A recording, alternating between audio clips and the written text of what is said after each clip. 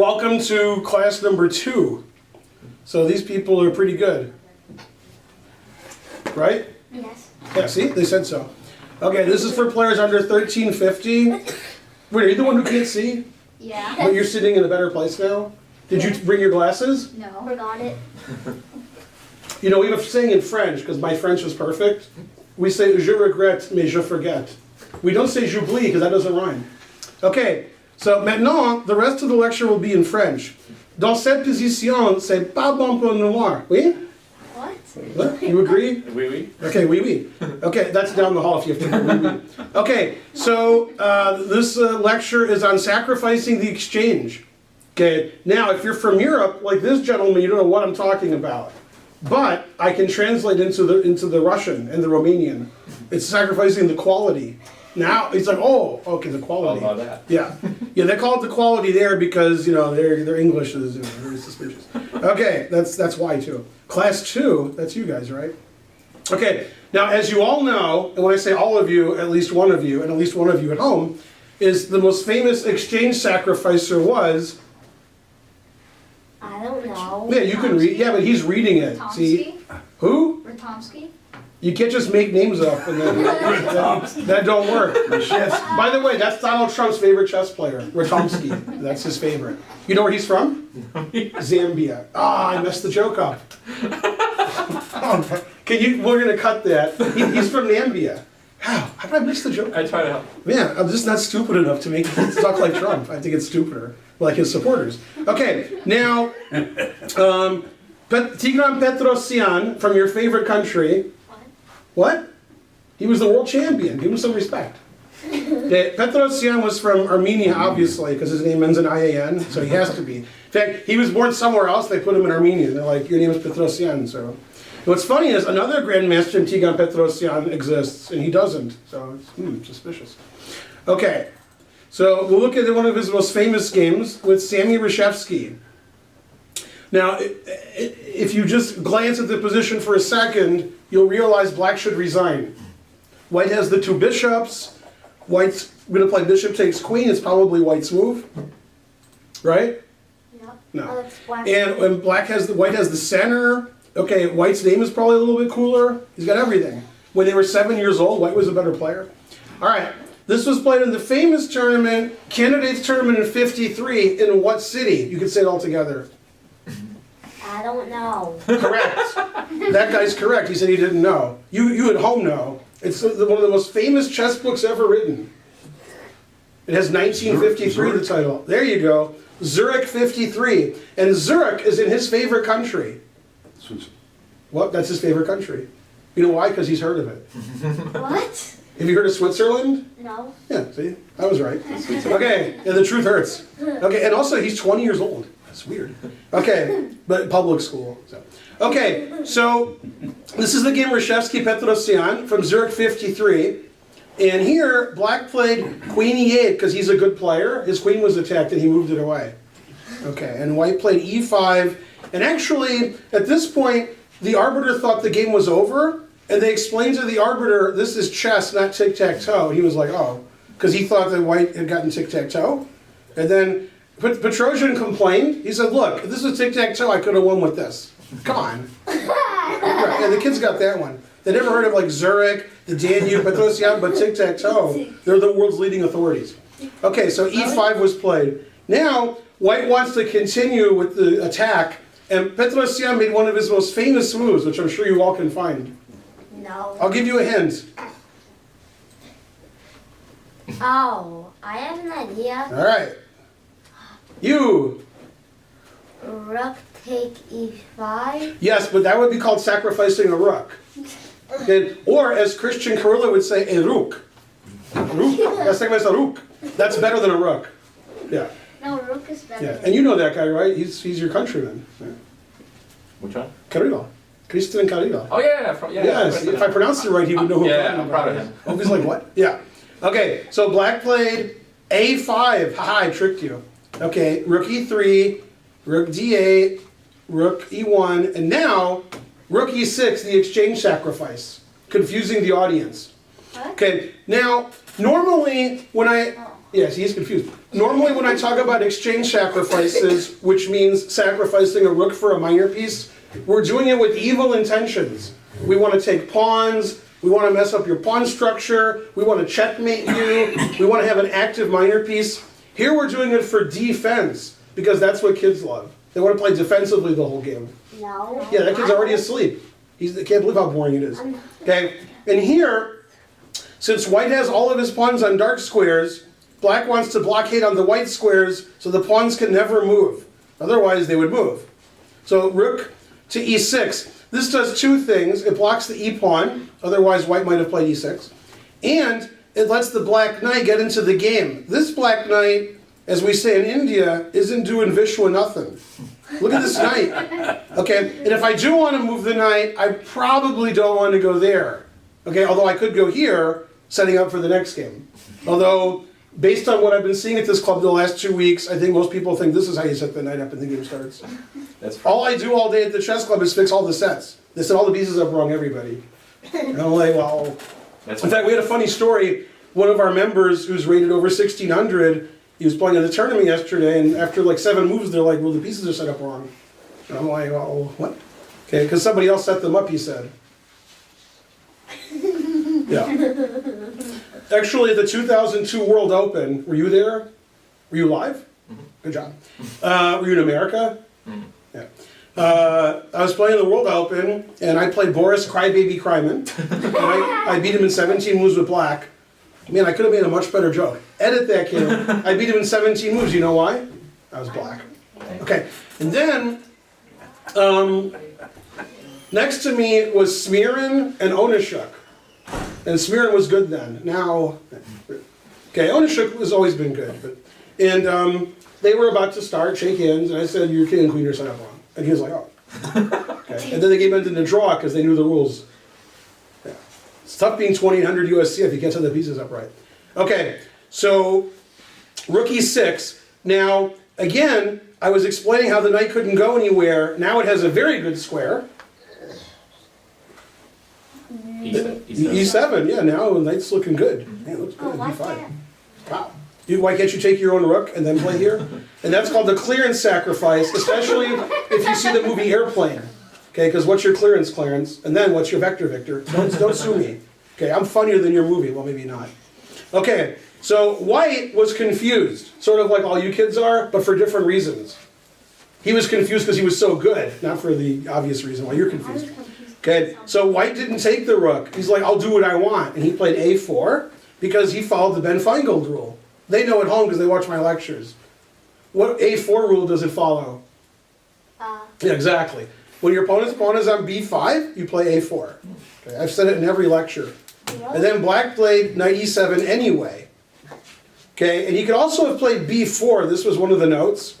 And now white plays d5 with a discovered attack and a fork. And that's so many tactics that he didn't do it. That is not. Okay, he played knight e7. Wow, that's a good square for the knight, isn't it? Yeah? Yeah. And Reshevsky's like, whatever, and he took the exchange.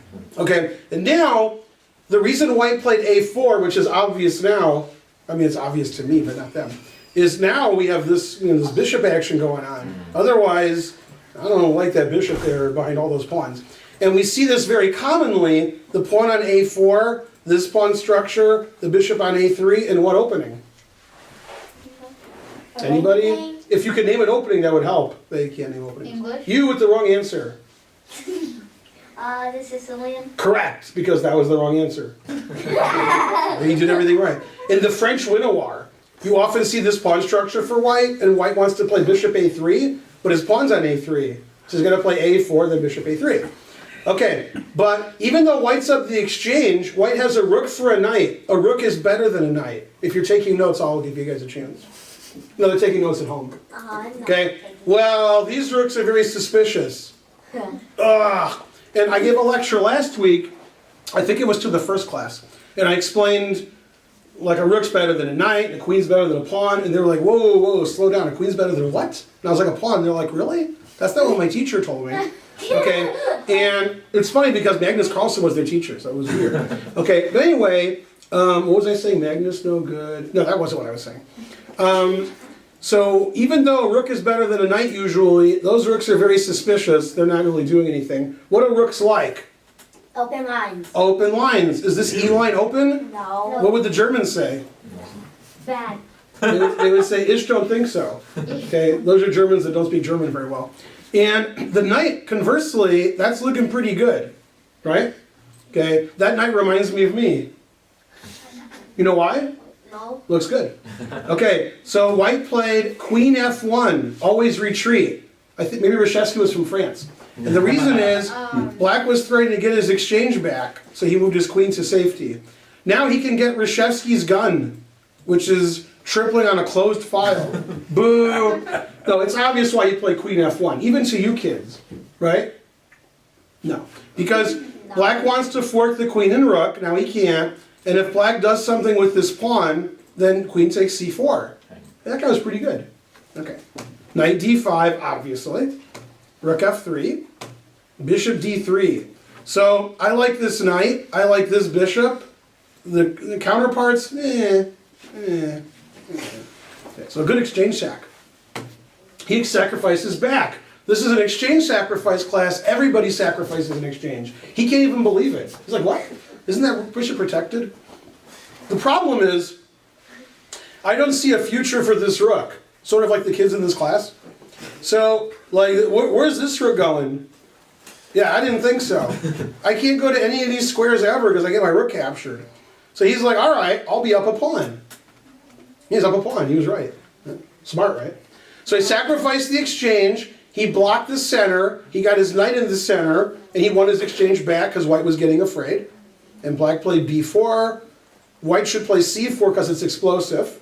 But he said, oh, I'll take a pawn. Taking a pawn is good. I would play c4, although if black queen does b pawn, then I would take it back. And it's funny, we had a game here yesterday at the chess center in our tournament, and white played the Evans Gambit. Ovi's like, Evans Gambit. And then about 55 moves later, black queen does b pawn. Man, the truth hurts. So white sacrificed a b pawn on move 4, and then black queen does b pawn later. That's the way life is. Okay, so he takes with the pawn. He has a passed pawn anyway. Everybody has a passed pawn. And this is the kind of position where white's extra pawn is useless. Because we have the same pawns. Okay, these are the same. Then we both have a passed pawn over here. Then white has this pawn. Maybe I'd rather not have that pawn. Then my bishop could go to d4. Now we're talking, right? Yeah. So that's sort of a useless extra pawn. If that pawn was here, or here, or here, okay, then I would like that, or here. Cheating a little bit. I would, but that pawn here, no, that pawn doesn't matter. Yeah. Okay, everybody's playing with their passed pawns on the queen side. Now they give some tricky variation, too tricky for the kids. Rook takes a5, sacrificing the exchange again. Did he do that? No. Why would he? Yeah, well, now he's done the exchange. Yeah. Oh, queen b1, that's annoying. Yeah, he can't even believe it. He's like, what? Yeah. And then rook a7 check, and then h3, and white's going to win because white's got this action going on. Now, the rook is much better than the knight because the black king no good. Rook on the 7th rank. Recommended by me, if you're taking notes. Okay, so Petrosian said one exchange sacrifice is enough, and he played queen c7, attacking the pawn, a6 obviously. And this was a draw because nobody can do anything. Boring. And they agreed to a draw. Because both pawns are great, and if you take the pawn, the guy takes the other one. This extra pawn's never going to move ever. Nobody's ever going to do anything. What is the engine going to say? Probably equal, yeah. Yeah, engine's pretty smart. Okay, and you'll notice something interesting, which I noticed, but you guys don't. There's a good reason for that. You guys don't notice anything. That's the good reason. They agreed to a draw move 41. And the kids are like, so? You guys are adults. You know why they did that? No? You're adults. What? Time control? Yeah, time control is at move 40. Yeah. So they're like, all right, we have time, another thing, draw. When they're blitzing in time trouble, they don't agree to draw, but all right, this is a draw. Yeah, the computer agreed. So that was one of Petrosian's famous exchange sacrifices. Reshevsky had the 2 bishops. Ow. He had the passed center pawns, and Petrosian was like, yeah, whatever, I blocked that up. Okay, then white couldn't do anything, and this bishop never got good. Boo! If only he pushed his pawns. I wasn't saying it was a bad bishop, I was congratulating Boo for beating Carlson. Right? The kids are like, what? Even the adults are. Okay, so that was, now this exchange sacrifice, this is the horse of a different color. Okay, you guys like Wizard of Oz? I like it. Alright, good, so you got that joke.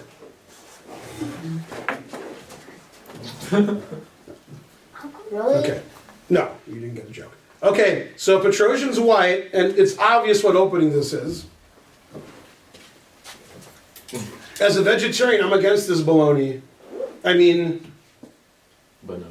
Right. It does have my name in it. It's the Benoni. Okay, and Petrosian played queen c2, knight h5, and knight h5 is a famous move from which match? Bobby Fischer's? Against? Forrest Basket? Yeah, there you go. So we need two people to work that. He's like, who did Fischer beat? I don't know. Joe Swanson? What? Game 6? Game 4. Game. Nothing? Stumbled the master. I mean, it was between 3 and 6. I think it was 4, Yeah. but that's because it's between 3 and 6. You know what's funny about this? When I worked in St. Louis, the Hall of Fame was doing a Fischer thing, and the chess one, not the crazy. And they were like, what move in the match was the most important move of the match? So I was like, okay, knight h5. Because that was the first game Fischer ever beat Spassky. What? Yeah, so it was either game 3 or 4, I guess. No, it was game 5. What? I think it was game 5. Was it? That doesn't make any sense, because how could it be the first time you ever beat him? Yeah. Anyway, although you could be right, I don't know. I'd have to look on the internet for like 4 seconds. And then they said, okay, then they made t-shirts that said knight h5, and I was like, what? So now knight h5 is like really important. Anyway, most players, like yourselves, you're like, knight h5, I'm not gonna let white do that. Look at that terrible pawn structure. And Fischer said, I have the 2 bishops, and I have the white squares, okay? And Ryszkowski's like, I agree with that. Fischer played it and won, I can play it too and win, okay? And Petrosian played the most obvious move, knight d1. It was funny because none of you would have played that. And knight d1 is obvious for 2 reasons, once I explain them. The rook wants to go over here, okay? That's why he played rook a3. And when you play g takes h5, you're weakening f5. There was a pawn here, and now there's not. You see how f5 is weak? So Petrosian wants to put his knights here, and then put his knights on f5, or as I like to say, Knight f5. knight f5. So actually knight d1 does everything. It lets the white rook come over, it lets the white knight go to f5. Knight f5? Exactly. Bishop a6, and now the famous move, which I'm sure you all know, rook h3. If the rook went to h3 before, we could all have doubled rook pawns. That's the most fun you can have. Now there's a guy in Michigan you never heard of, even you at home, called David Moody. And he was the editor of Michigan Chess for many, many, many, many years. I would say 25. Well, I'm probably wrong. Might have been 20. And he called those derps. Yeah, doubled, isolated rook pawns. Okay, that's what these are. Most people don't like those, right? If we can call you people. Okay. So he said derps. Derps, those are good. So obviously if white plays rook h3 and black takes it, they both have derps. That's crazy. Back to bishop a6, he plays rook h3, and he says, excuse me, Ryszkowski, Grandmaster Finegold is lecturing on exchange sacrifice, so you should take that. And the guy's like, what? Okay, and that's what happened. Now the knight went to f1, now we're ready for knight f5, and this bishop is gone. So when you put all your pawns on dark squares, and your white squared bishop is gone, that's good for the other guy. The other guy's going to be like, oh boy. Yeah. So you might say, well, wait a minute. Black has a rook for a knight, because you have good vision, right? No. Well, my knights have a lot of potential, right? My knights are looking good, okay? And your rook, boo. Trying to figure out which boo. Okay, so he played b5 getting counterplay, and he ignored that. Then he got counterplay, and he ignored that. Now what do you like better? The knight on f5, or knife, or this guy? The knife Yeah. Not only that, but black lost Tempe. Black's bishop was on c8 and he traded it off by moving it twice. And black actually had good control of the white squares. Now we're talking. See how nice that is? Man, look at all that. And he's like, I don't want that, I want a rook. Okay, now black can't do anything, and white's taking over on the king side. Because Petrosian would checkmate you every game. But if you let him checkmate you. Okay, knight g6, blocking the g file for obvious reasons. Take. Bishop in the center. g3, preparing what move? F4. Nothing. Maybe f4. Also nothing. Yeah, just defending f4. Rook b8. Knight e3. Man, that's a lot of f5 control. That's like the world's record over here. Knight F5. Yeah. And I've said this in other lectures, but I don't think you were listening. And when I say you, I mean everybody. Like you people who weren't born yet, they weren't listening either. Like when people watch this video in 50 years, they'll be like, man, I wasn't listening. He was right. Terrible. Not listening because you weren't born. Horrible. Okay, but anyway, that's a good excuse. So when you can infiltrate your opponent's position and they can't kick you out, that's not good for them. So my knight's on f5 forever. And what you should do is put one of these pawns here somehow. I'm not sure how. Maybe like look at that wall for a second. Okay, good. And then, well, he looked back too quickly. Darn. Okay. So yeah, that didn't work out well for black. Okay, a3, opening up the queen side. Yum, yum, yum. Queen b6. Uh-oh. Here he comes. He's going to infiltrate and win the endgame up in exchange. Now, I will admit, if we get to an ending, I'm not fond of the rook on h5. I don't like it. That reminds me of the famous game, Timon Salov, 1988. February, I believe, right? Yeah? Candidates match, game 6, St. John, New Brunswick. That was all true. Yeah. And Salov played rook over to the h-file to mate Timon. Then Timon exchanged queens, and Salov's rook was on the h-file the whole game. And you couldn't get it back.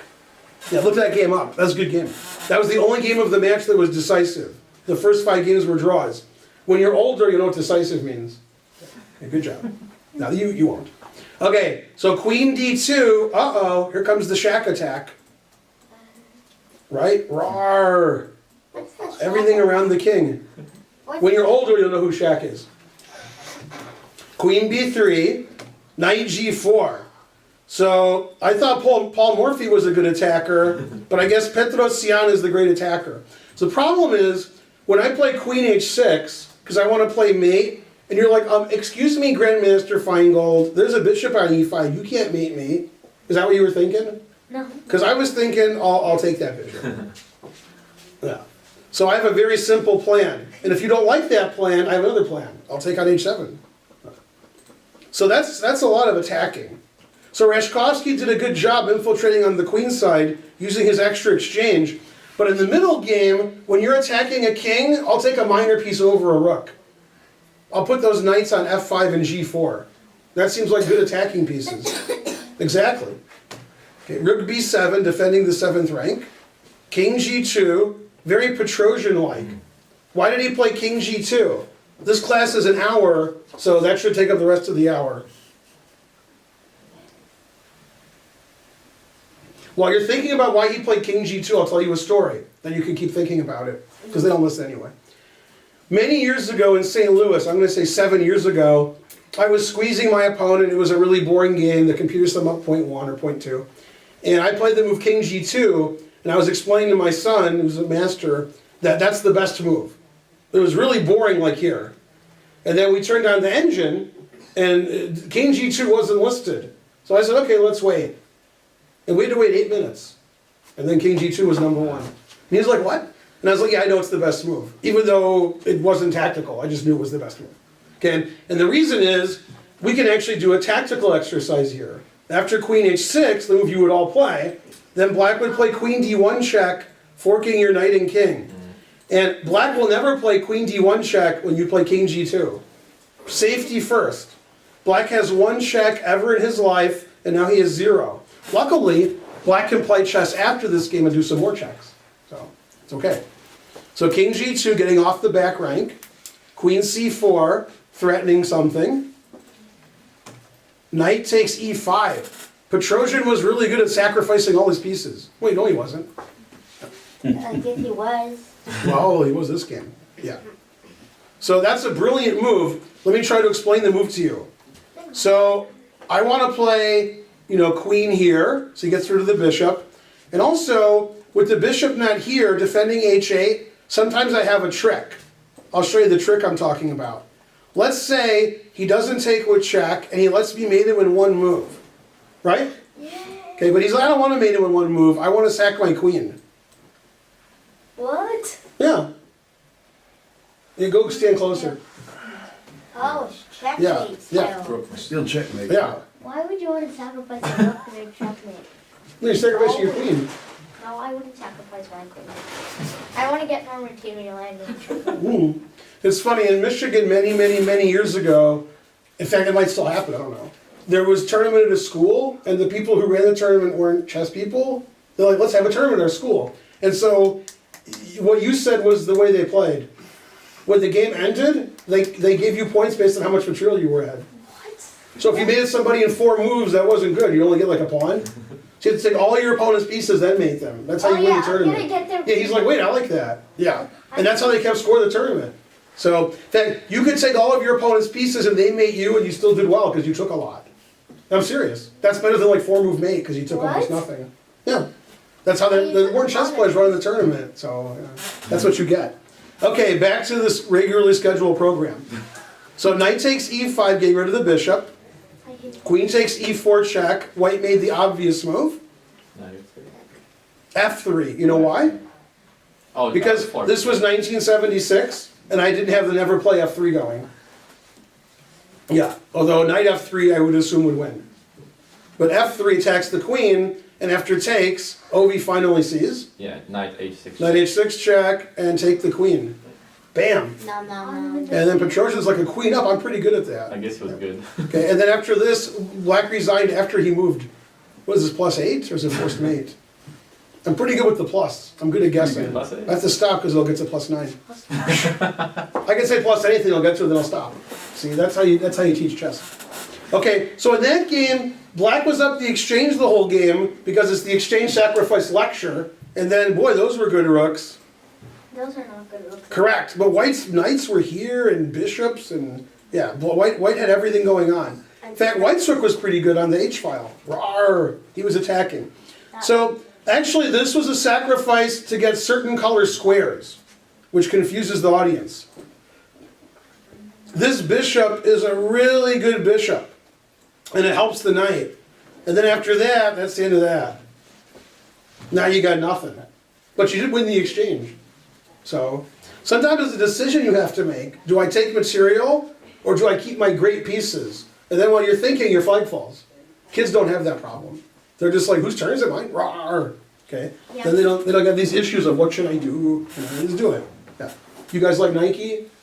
No, I do. I hate him. Yeah, he plays faster. Okay, so that was 2 of Petrosian's famous exchange sacrifices. One of them was defense, and he drew. And the other one was rawr, and he mated the guy and took his queen.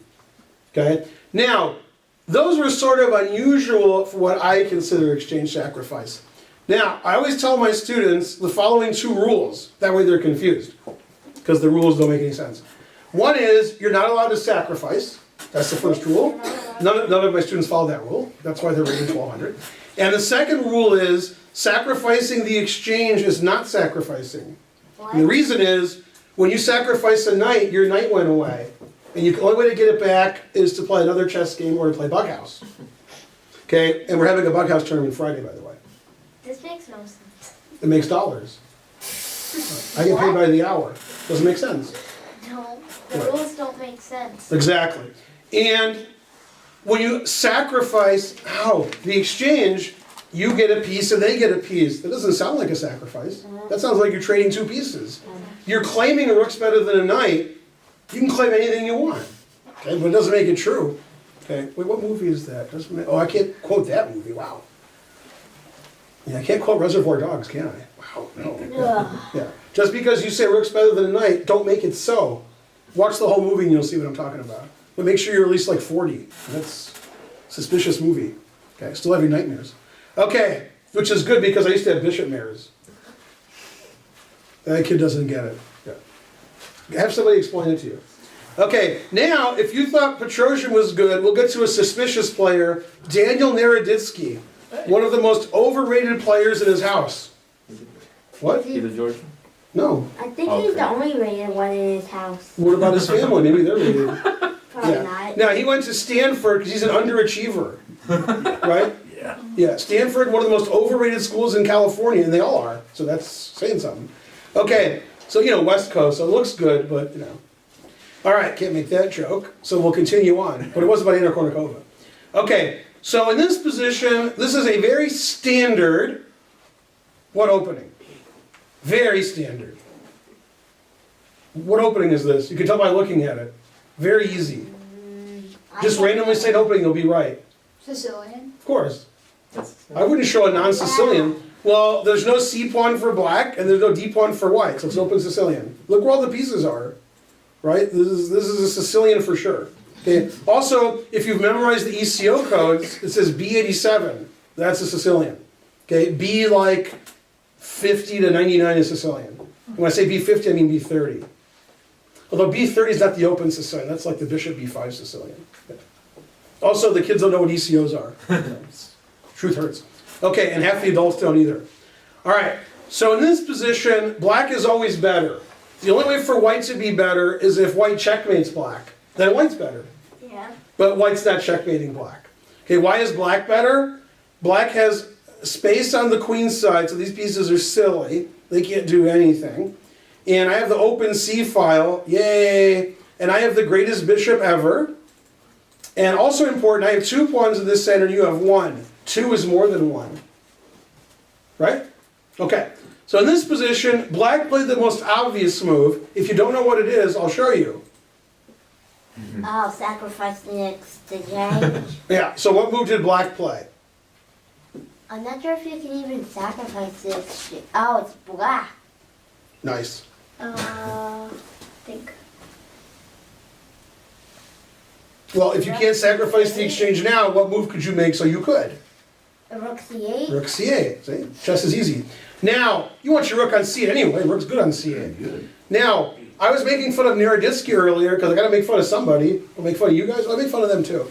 And I could really make fun of him because I could point out his opponent's rating. What's my rating? No, his opponent's rating. Up He's there. petty? So, yeah, I'm not being petty, but, also I could point out Naroditsky's rating.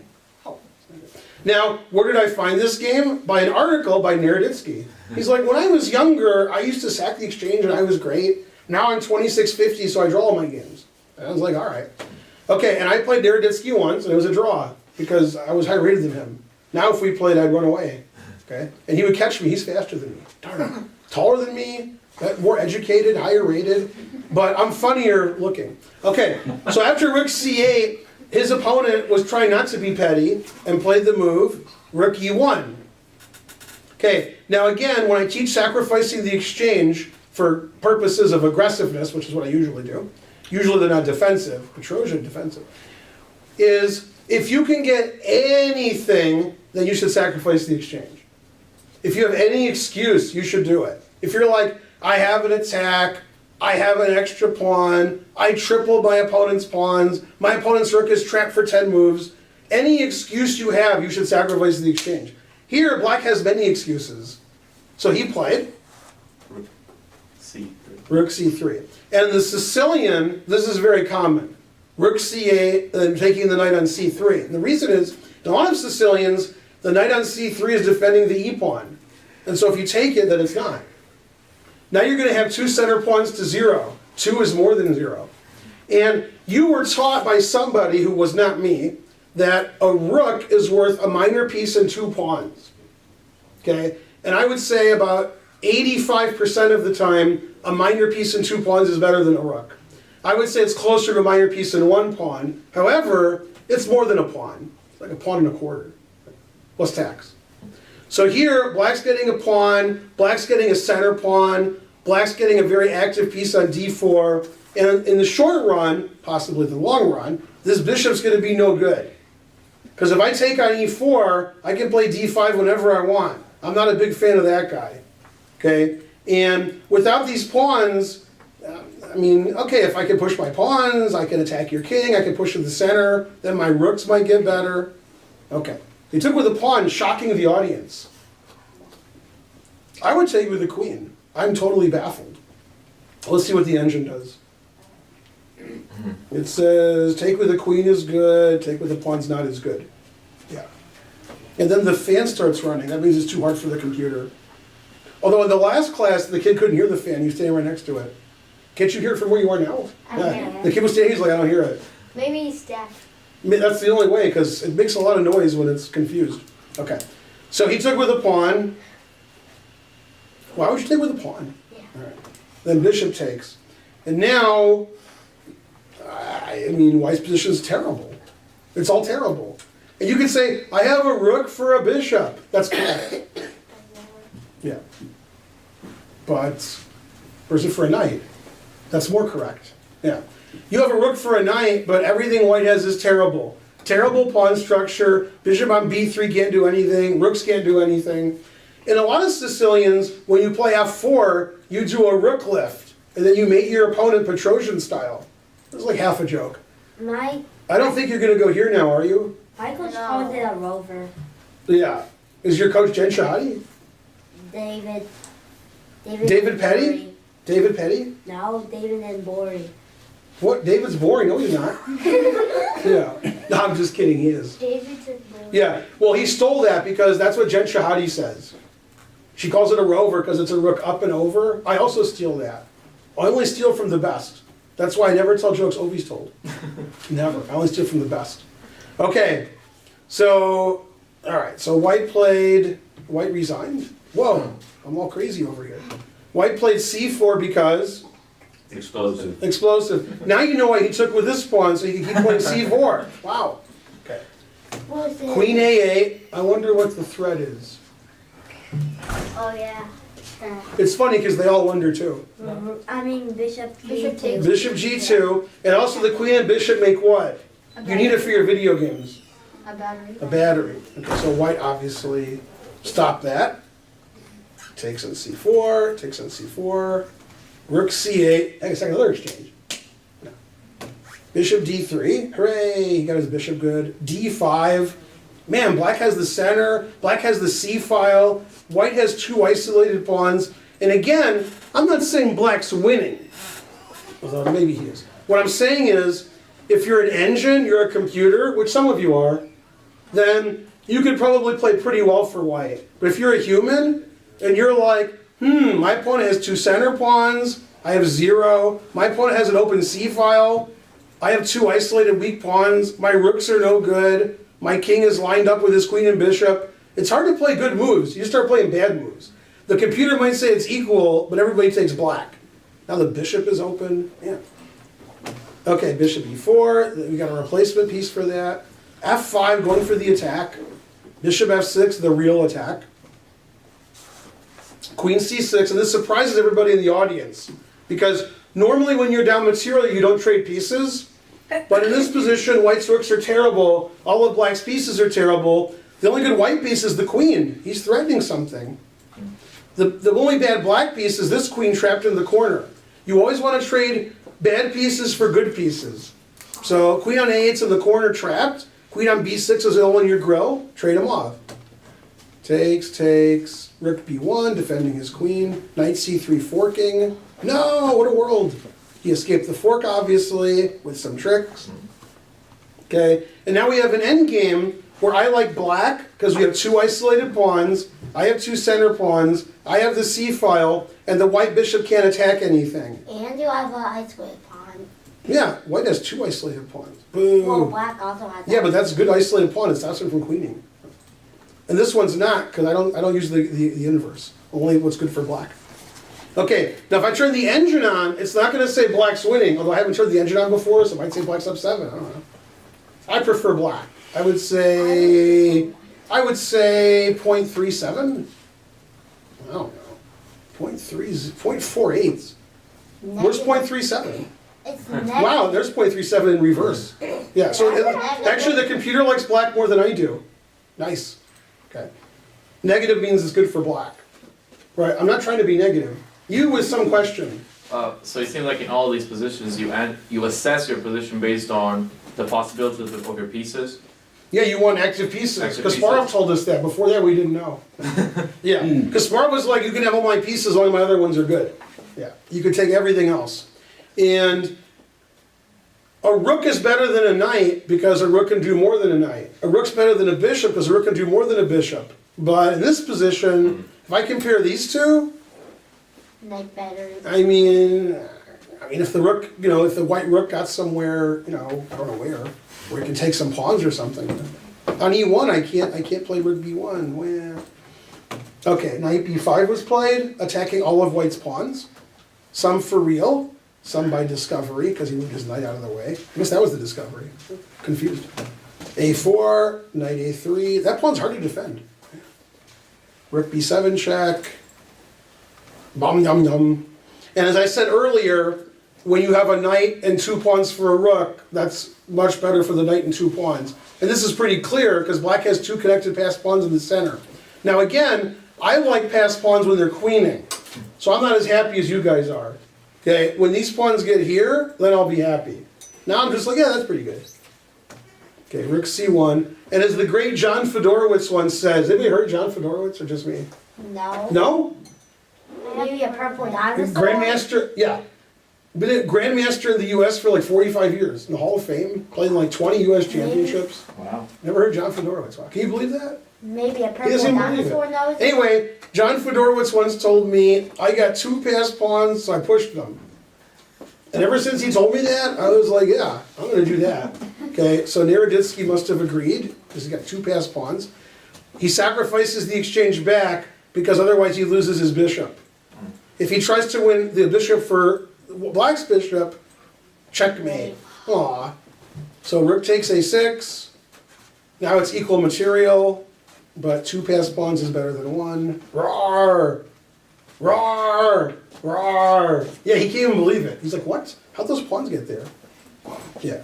And now, white's position is fine, except he 2 passed pawns in the center means you lose. No more purple. Yeah, otherwise he's doing great. Yeah. Man, that's a lot of passed pawns. And now the computer's saying some crazy number, something crazy. Look at those crazy numbers. What? Oh. It's funny, when you were taught chess, you were like, oh, I'm up a pawn, that's good. Whenever you're completely winning and you're up a pawn, it appears like some crazy number, 8, 20, 30, right? Because it sees what's going to happen eventually. It's like, oh man. And a funny story, when I was a kid, there was the match Karpov-Kasparov. Let's scratch that, edit that out. Karpov-Korchnoi. Yeah, Karpov-Kasparov was an adult. Karpov were playing Korchnoi, and it was game number 32, I believe. And I guess it was 78. Does that make sense? In Baguio City? I think so. Anyway, the score was 5-5. So whoever wins the next game is the world champion. And they played, and they got to move 40, so they adjourned. And then Korchnoi resigned. And I was like, Korchnoi resigned. And he resigned because Karpov had a pass pawn on the queen's side. It was an A pawn or a B pawn. And it was looking good. And eventually, over the next 12 moves, black would have to give a piece away for that pawn, and then be down a piece. So he resigned. And I was very confused at the time, because I was weaker than all of you. What? I was trying to lie with a straight face. And I probably was weaker than all of you. And I was like, why do you resign? Like, it's like equal material. And my dad, who was a master, is like, a B pawn. It's a queen, so he's got to give a piece away. And when you lose a piece at the grandmaster level, that's bad. And I was like, what? I don't understand. Rawr. So here, if I was an 8-year-old kid, and I saw this position, I would say, well, there's 2 pawns there, there's 1 pawn there. That means that black's up a pawn. So resigning wouldn't occur to me. In fact, I wouldn't even know who's better. I'd figure black's plays up a pawn. But then, when good players play, they resign, and then we turn the engine on, it also resigns. It's like white's getting crushed. And when I was a kid, I was like, I don't understand, it's a pawn. Rawr. Well, there's different kinds of pawns. There's pawns that are making 2 queens, then there's pawns that are never queening. Okay, so the truth hurts. Yeah. And 2 connected passed pawns, that's worth a lot. A lot of people say 2 pawns on the 6th rank is worth a rook. You know why they're wrong? Do you know why? It's worth more than a rook. That's why they're wrong. Maybe they say more than a rook. Let's see, no, they're more than a rook. Oh, that's a Bee Gees song. No, nothing? No, kids don't get it? I don't get When I was your age, I liked the Bee Gees. Also, I heard of them. I have no idea. Yeah, exactly. Yeah, terrible. You can't name any singers, it's not my fault. See, I was right. I can name one. No. Justin Bieber. No, I said name a singer. Incorrect. Yeah. What? I didn't say somebody who screams horribly, I said name a singer. Horrible. Yeah. Right, see, nobody can name a singer nowadays, right? When? Yeah, go listen to the Bee Gees. Okay, that's like, you know, if Justin Bieber was good and there was three of them, and he wasn't so weird, then it's Bee Gees. And he was British? Was he Canadian? Australian. Justin Bieber's Australian? No. Oh, he's Canadian, The right? Bee Gees. The Bee Gees are Australian? Okay. Nobody's heard of them, so they don't know what you're talking about. Yeah, terrible, right? But what about, but Justin Bieber is Canadian. Aren't the Beatles a singer? Are the Beatles a singer? They're full I mean, singers. that's the most right thing you've said all class, so yes. Yeah, he gets an advantage, right? Now, the prototypical exchange sacrifice that I want to talk about today was this one. Petrosian, too complicated. You guys shouldn't have paid attention there. Rook takes c3 in the Sicilian, and you win the e4 pawn. You always want to do that. I actually have a really good example of that for my games, but my computer stopped working about 3 years ago. I got another computer, and I can't get the game off of it, so I'll never see it again. Unless I get somebody who knows computers and do it in like 5 seconds. But there's nobody like that. Nobody. Especially him. Right? I mean, people who actually know, not people who say they do. My Yeah, it's sister might. It's in my basement somewhere, hidden. Yeah. It's harder to find it than actually get the. Yeah. I think if you had the hard drive, you could. Yeah. Then you could, somehow get the games. Yeah. I'm missing a lot of my games. So, and all of you know, when I say all of you, maybe one of you, the famous Kasparov match with some computer, Deep Blue, Deep Thought, and then he sacked the exchange. It was good. Then he agreed to a draw. Yeah, that was horrible. Yeah, and he was like much better, but he was like afraid of the computer. Computer was scary. Yeah. Kasparov usually not afraid of humans. Computers, gives him the willies. He's like, computer. I can't trash talk to the computer. He doesn't know me. I trash talk to the computer. See these plugs here? So you better listen to me. Yeah, because I'll unplug it, right? And you only last like 3 hours before you turn off. I showed you. Yeah, right? The kids finally get one joke. It's a computer joke. Oh, I get that. Yeah, don't have to talk about music. Yeah. Okay, so what did you learn this class? Nobody knows. Sacrifice the exchange? Sacrifice the exchange if you have a good excuse.